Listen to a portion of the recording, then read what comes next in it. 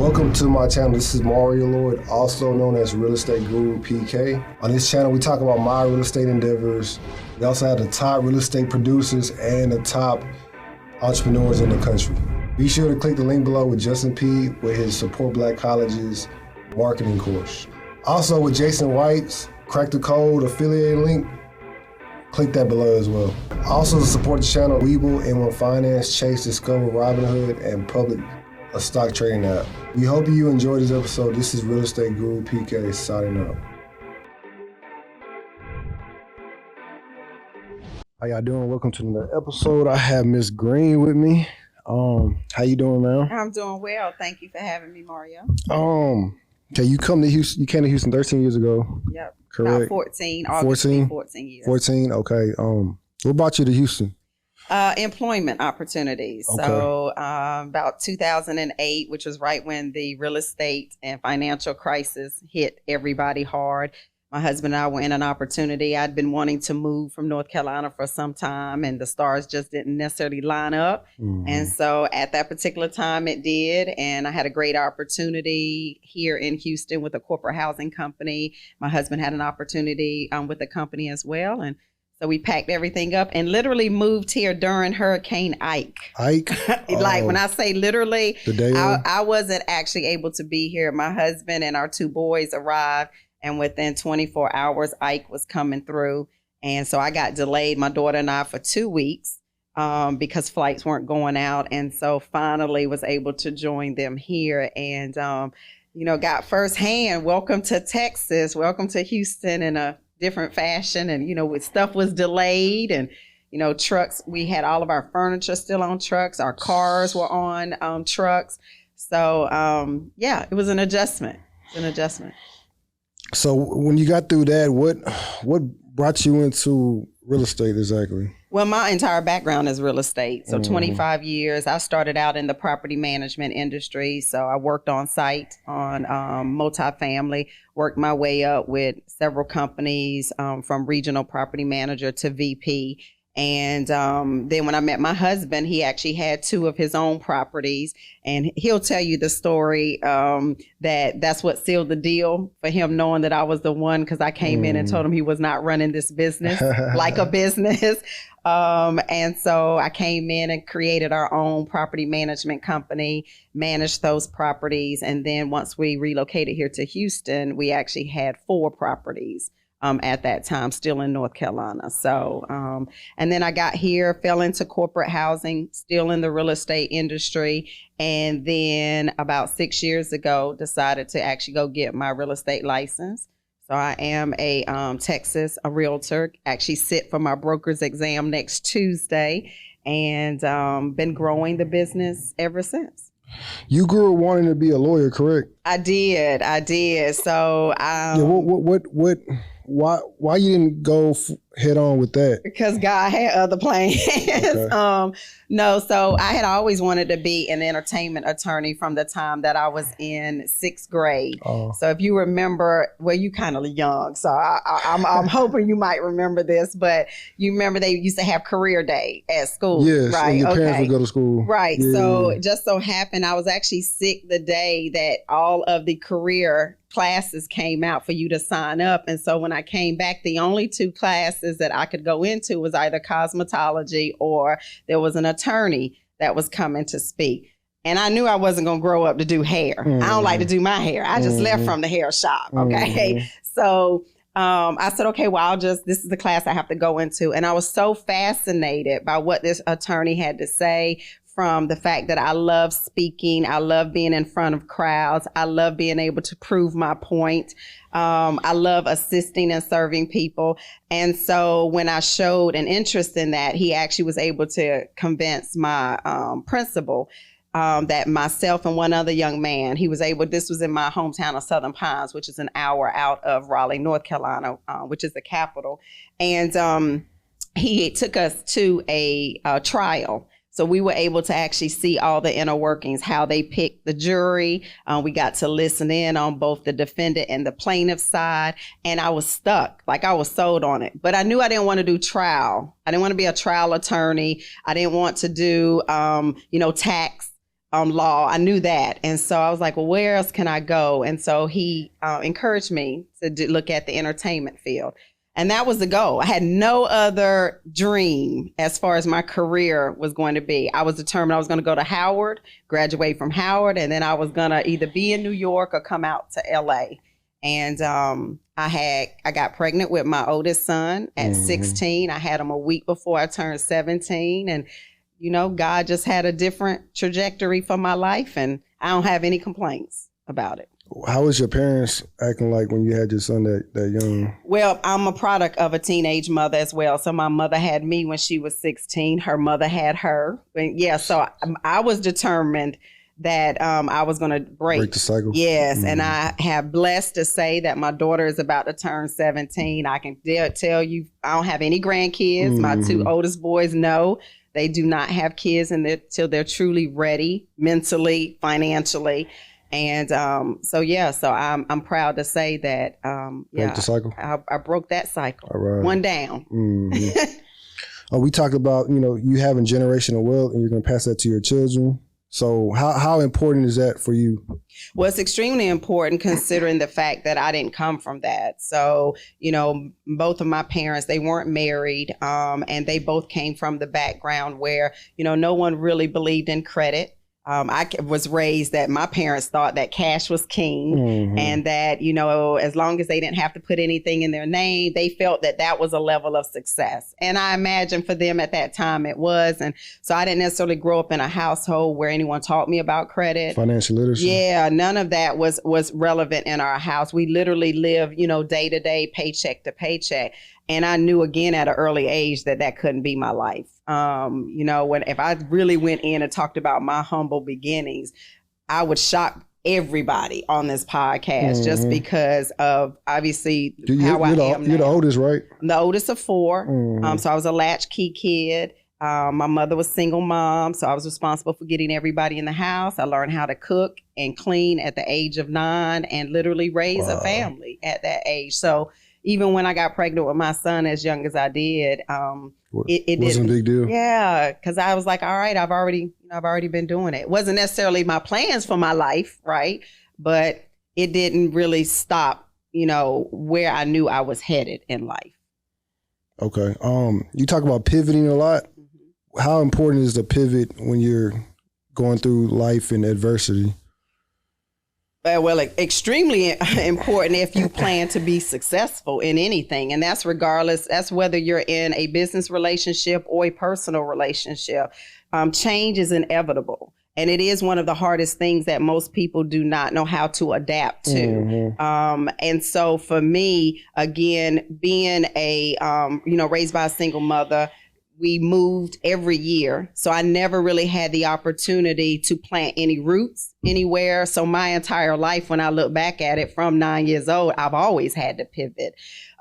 Pivot from the fact that I'm biracial. So trying to also figure out where do I fit in with, you know, my white side, my black side.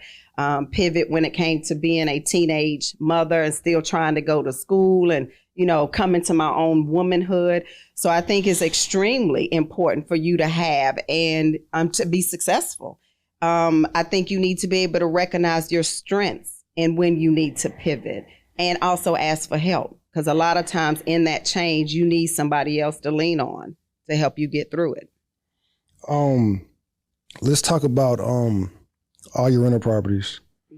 So what areas are they located at, and why did you decide to get 12, and why did you decide to, you know, liquidate everything now? Well, I think right now with the market, as we saw in the last 24 months with house I got one more question after that. What do you think, after you answer that question, what do you think about the upcoming recession? How you think that's going to affect real estate and you personally as well? Okay. So as far as the rental portfolio is concerned, I think key right now is if you do have a rental portfolio, there's a lot of advantages that you can take part in right now. And a big part of that is the way the real estate market is. And that's what we did. Some of our properties we decided to liquidate mainly because it was a whole lot of equity that was involved into that, and versus having, a bunch of properties scattered around, what better way than to have all of that equity in-house so that we can put it into bigger projects. And that's the main goal for us right now. We want to now move into these larger multifamily deals and then eventually move into actually buying land and developing, and still possibly developing single family and affordable housing, but developing as at a level where we develop it and sell it and then be able to wash, rinse, and repeat that and move on to other projects. In regards to how is the market right now in the recession, I'm not quite sure. I'm still on the fence I watch the market every day. I consistently read articles. I'm listening to almost every person that dubs themselves a real estate, guru out there, right? And I think right now it's still too soon. Okay. Housing prices in the past 24 months went up over 34%. And then rentals up too. Rentals up too. Yeah, so it's really, real estate for me has always been, it is always going to be the best vehicle for you to be in. You just need to know what side of that scale you need to be on, right? Because whether the market is, trending downward, as far as right now, we're seeing interest rates at an all-time high. Like the interest rates that we're seeing right now haven't been out here since 1979. Like that was our parents, or at least my parents. How old are you, Mario? I'm 36. Okay. You still look so much young. You look young like my oldest son, my 30-year-old. So that's why I keep saying, like, okay, making sure that you understand where I'm coming from. Yeah, my dad's 65. Okay, yeah. okay. So these interest rates that we're seeing right now was what our parents saw, and that was the norm for them, right? Our generation has not seen these types of interest rates before. They're not going down anytime soon. They're probably going to climb a little bit more. I don't know when we'll ever see 2.25 or 2.75 again. Hopefully, in the next maybe 5 to 10 years. 10 years. But I think right now, as far as the recession is concerned, I think obviously you being smarter about how you're using your money, where you spend it, where you invest it, understanding your risk tolerance. That's always important when you're in real estate. But I'm not directing my clients right now that they still shouldn't be buying or selling.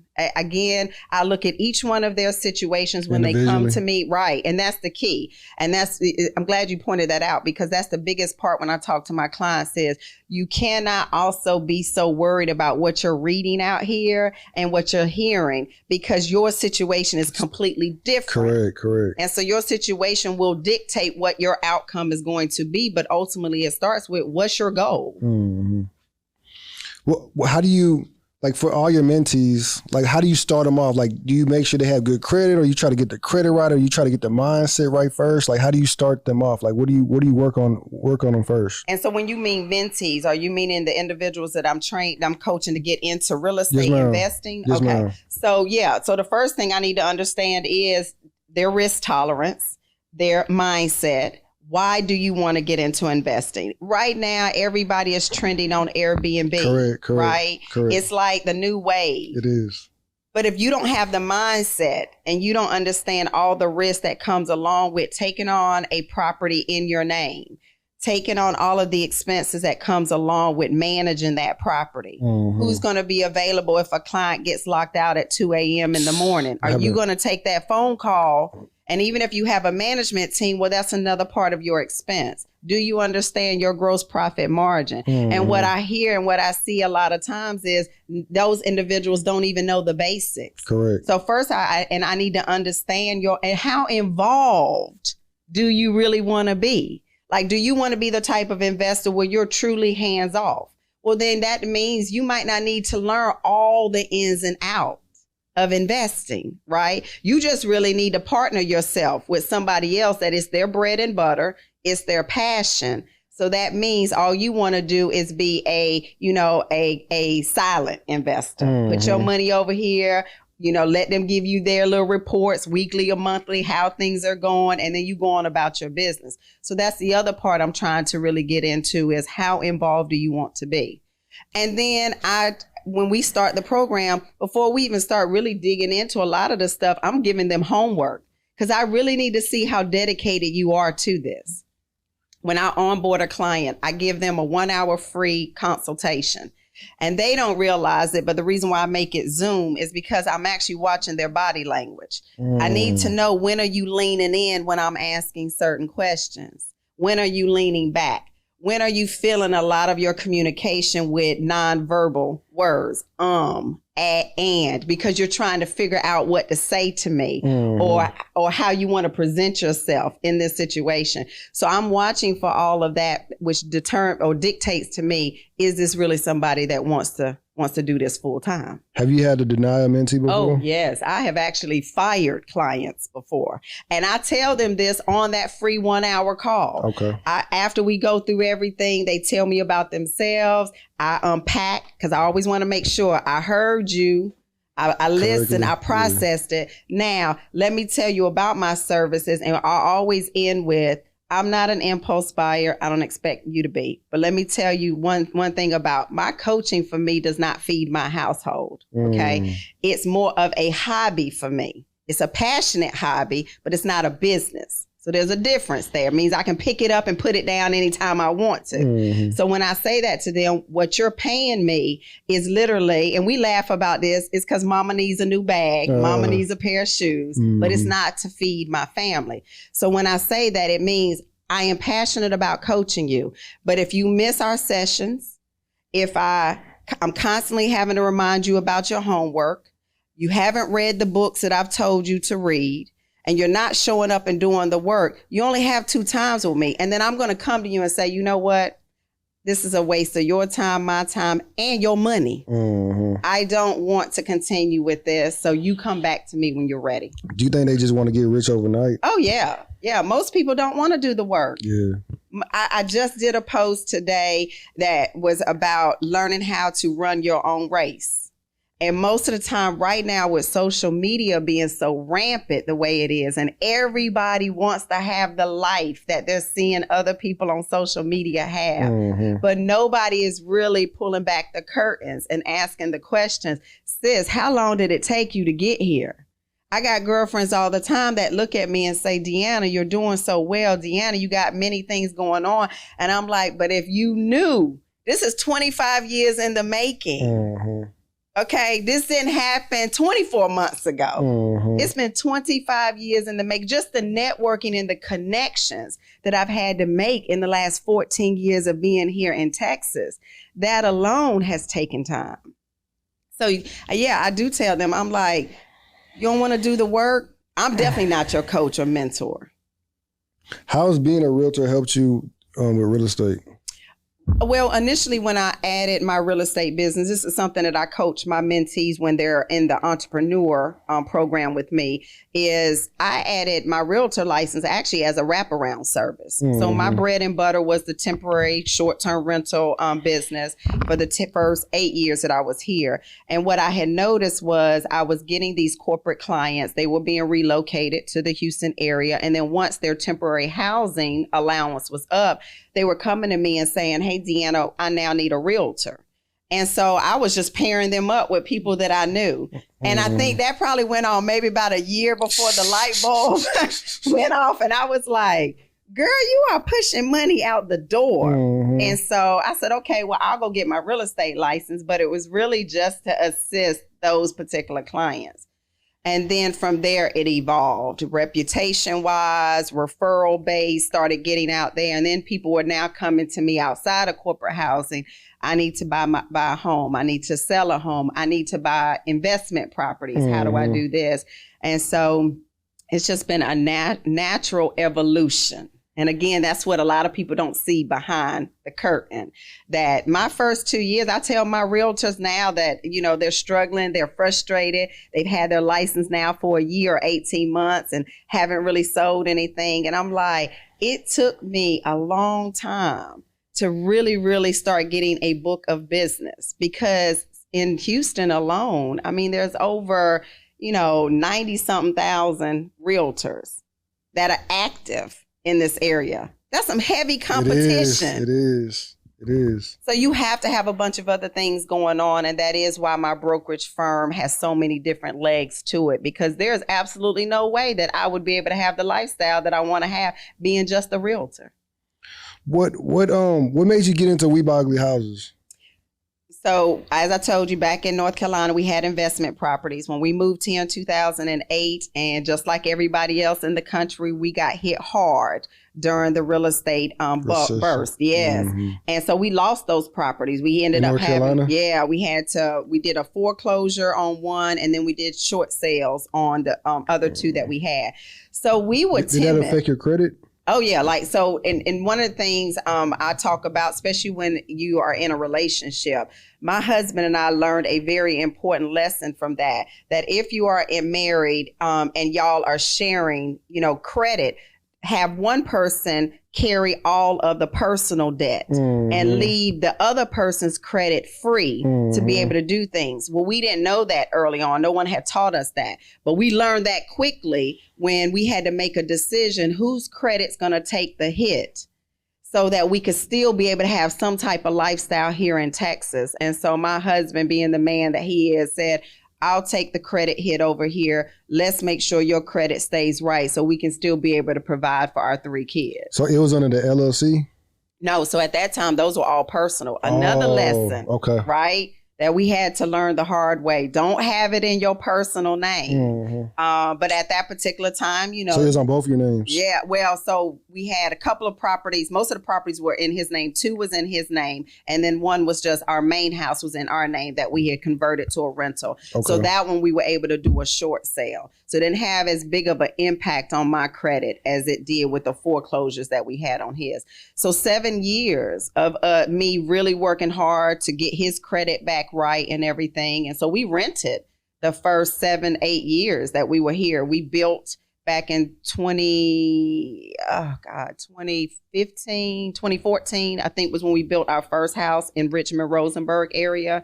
And then we just got here to Cypress about 2 years ago. So we took that time to recover, repair, rebuild our credit. And we were scared, honestly, to get back in the market. We did not want to go back through it. So to your question, we knew we needed assistance, and we believe in paying for that education. Like, so you got a mentor? Yeah, one thing I preach, even though I'm a coach and mentor, I believe in having a coach and mentor, and we didn't want to step back out and risk our money and not know what type of market we were dealing with now. And so we purchased a We Buy Ugly Houses franchise. We were blessed enough, actually, the gentleman that my husband worked for and ran his business at that time had bought a franchise. And so he needed some investors. So we actually came in as in the back end, and he opened up and pulled back the curtains. We were able to see what was going on. And then 8 months later, we purchased our own, and we used it for exactly what it needed to be for. It taught us how to wholesale a different way. It taught us how to make sure everything was set up in LLCs. It taught us how to negotiate. It did everything it needed to do. And we just sold it this February because we didn't need it anymore. How key is negotiating? I think people really don't talk about that enough, like negotiating with your sellers. How key is negotiating with your sellers? Well, I think it's funny. Most people don't understand that the key to actually negotiating is shutting up and listening. Yeah. Right? It's not talking. Mirroring. Yeah, you will talk yourself actually out of the deal, Correct. Not realizing. Correct. Also listening with a purpose. So I believe in body language. Like when you're sitting here having a conversation with somebody, you really can tell whether or not are they engaged? Are they in tune? Do they know what they're talking about? Are they defensive? Right. And with sellers, what I would recognize, and this was actually one of the key things that we took away from We Buy Ugly Houses, is they taught you need to know your seller's pain level. So when you walk into a house, what they would always say is you wanted, when you got on the phone with the seller, you wanted them to already say things like, oh, please excuse my house when you come and see it. You want to disarm them. You want to make them feel like, oh, it's no big deal. Even if you just walked into, and we have walked into some, man, let me tell you, some stuff that I felt like stuff was jumping on me while I was in that house. But so in those moments, if you're listening with a purpose, you actually start determining your seller's pain level. And I do that even with my sellers that call me up and say, hey, Deanna, I want to sell my house. I'm going out initially, yes, to look at the house, but what I'm really wanting to do is have this one-on-one conversation with you and determine if your pain level is at a 1 or 2 right now, you're going to be that seller for me that you're going to try to squeeze every penny you possibly can out of that deal. But if you between a 5, 6, I know I got something to work with here. And definitely if I walk into your house and you don't have a problem with living in this condition, your pain level is at a 9 or 10, and it's going to be a slam dunk for me. So that's key. So let's talk about your seminars you're throwing, the real estate seminar. What got you into doing that? Education. Okay. I believe there's a lot of miseducation, misinformation that's out here right now. And I get it. Everybody's grappling. Everybody doesn't know who to go to, especially if this isn't your wheelhouse. You're wanting to get into real estate. A lot of times, again, everything is driven by who's on social media and who has the most followers. That don't mean anything, because we also know people can buy followers too. That's true. Right. That's true. So I always say, even from a coach and a mentor standpoint, make sure you have somebody that you can actually touch. Like you can actually validate what they have going on. With my entrepreneurs, I open up my books. I show them, look, you can't be hiring a coach to try to help you get to making $1 million or 6 figures if they can't even show you that they've done it for themselves. So for me, it's all about making sure that the right information is getting out there. And I don't proclaim to know everything. That's not it. But what I can tell you is anything that leaves out of my mouth, I have validated it. I'm not just going off of what even runs on CNN's ticker. I'm really, really looking up that information and making sure, because I do have a lot of people that look to me for that guidance and for that information. And I don't want to lead them down the rabbit hole. Okay. Now you plan on liquidating all your houses, correct? And then you're going to start with the mobiles. What got you into looking at the mobile park that you plan on purchasing? Well, it's opportunity. It's an opportunity that came as something different. And right now, again, with real estate being at an all-time high, we're not looking to get out of it. We just have to be smart about where do we put those investment dollars. My husband and I are at an age and at a position right now where we're not necessarily concerned about the ready, fast money that's coming today. We need that true passive income. And a lot of people don't even still understand what real passive income is. Okay. It's not $400 a month coming into your bank account. That is not passive income. You can't live off of that. Right. So that's where we are right now. And I have a personal goal. I believe in manifestation, and I put it out there to God and said, you have 3 years. I'm 47. By the time I hit 50, I cannot be working as hard as I'm working right now. And how do I make that happen? And that means I got to go hard now, but I need that passive income, that mailbox money that I go to sleep and wake up and it's already in my account type of money. So you plan on retiring by the time you're 50? And I ain't going to say retire, because I think my personality won't allow it. I'll probably be working while they digging the hole to put me in the grave, right? So no, just because I'm a very type A personality. I have to have multiple things going on. That's how I'm wired. I don't know how to shut it off. But I want to be in a position, I know my strengths now, and my strengths lie in, I want to be over things at the 30,000 foot level, and just, I want to be the puppet master. All my people in place, and they doing what I need for them to do for this money to come in. Let's talk about, you talk about manifestation a lot. What have you manifested that came true or to fruition? My entire life. Her entire life? Like literally. And I think that even when I didn't realize I was manifesting certain things, they were happening.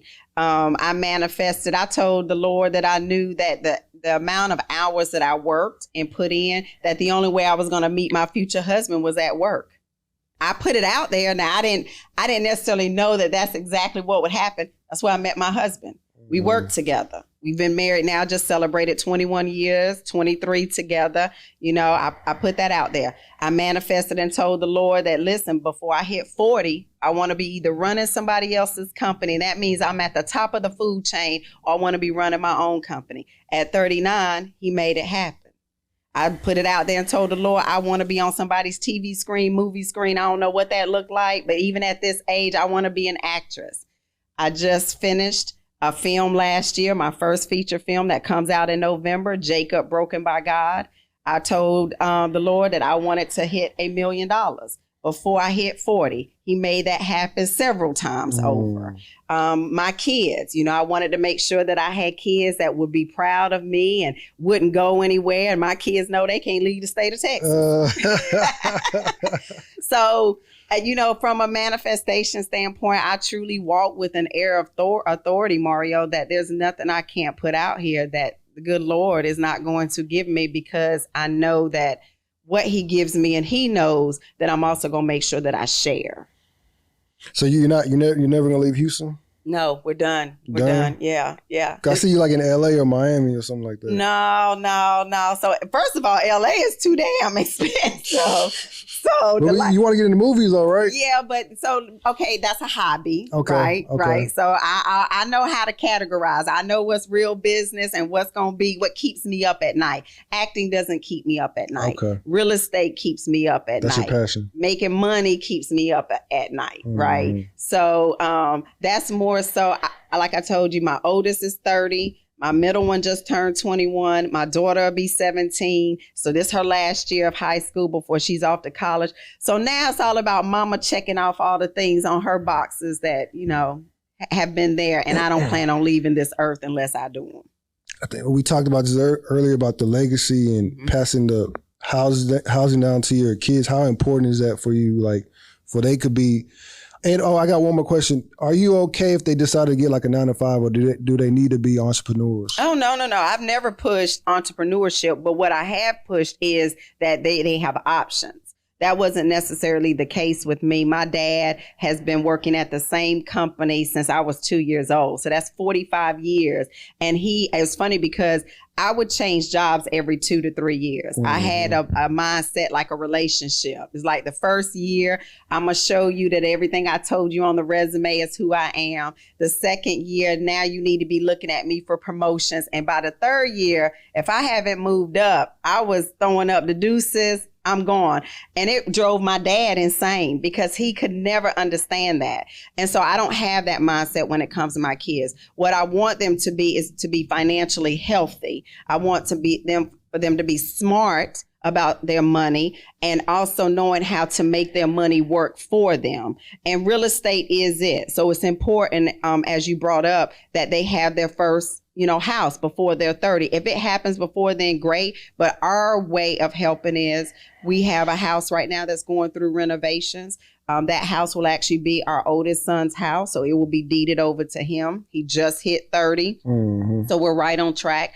His brother will move in. So he's going to start learning how to be a good tenant, but at the same time, saving up his money for his own down payment. We'll make sure he gets into his first house before he's 30, and we'll do the same thing with our daughter. So no, they can work a 9-to-5, but I also want to make sure, does that 9-to-5 feed their passion? They need to have that emotional attachment to it, that it literally keeps them up at night in order for them to be successful in that 9-to-5. If it doesn't do that and it's just to pay some bills, then yes, I encourage them, because all of my kids are talented. And they're involved in so many different things that I know there's a need out there for them to be an entrepreneur. How you feel about them going to college? Are you against that? So at first I pushed it a lot, to be honest. And then I had to take a step back and ask myself, Deanna, why are you pushing it? Because I didn't graduate from college. Like I said, God had other plans. It was my goal to go to college. I have certainly educated myself along the way with different certifications and things like that. So I believe in education for sure. But, it took my oldest being able to show me something different. Like, Ma, that's not necessarily for me, but I can still make a living. I can still do these things. And I saw a passion in him that college wasn't going to give him. My middle son, college is right for him. He's nerdy. He's into computers. He's all about coding. He just now got into day trading. Like, he's killing it. I gave him some money. Wow. He was happy to come down last night, show me that mama got some money. She can go buy some new shoes and a purse. He's doing well. He's invested some of his older brother's money into it. So college for him is a necessity. And my daughter, she wants to be a CSI FBI agent. So college is going to be necessary, right, in order. But I'm at a point now that long as they ain't coming and asking mama for no money, I'm good. So you do what you want to do, long as it's legal. Yeah, if you ain't asking mama for any money, we good. How's your husband feel about it? He's on the same page? Yeah, and it's funny because my husband actually comes from a long line of educators. So both of his parents have their PhDs. They worked at colleges. They came from a long line of educators as well. So they pushed it. But same thing, he went 3 years to college and then realized that, that entrepreneur spirit in him was just winning out. So no, I don't necessarily feel that college is the end all to be all. And I certainly don't feel that way when we've got our kids coming out mounted with hundreds of thousands of dollars in debt. And now they're having to take a low paying job just to be able to survive. So I'm not quite sure the system is really working the way that it was designed to work. And that needs to change. Has there been like any deals where you and your husband wasn't like agreeing on that you guys had all the time? All the time?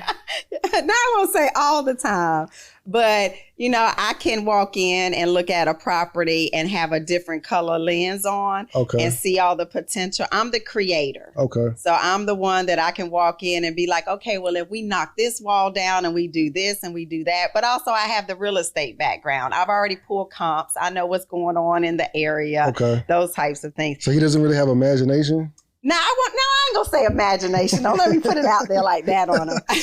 I'm gonna say more so. My husband is very practical. Like black and white? Yes, he has no shades of gray. That's a good point. Okay.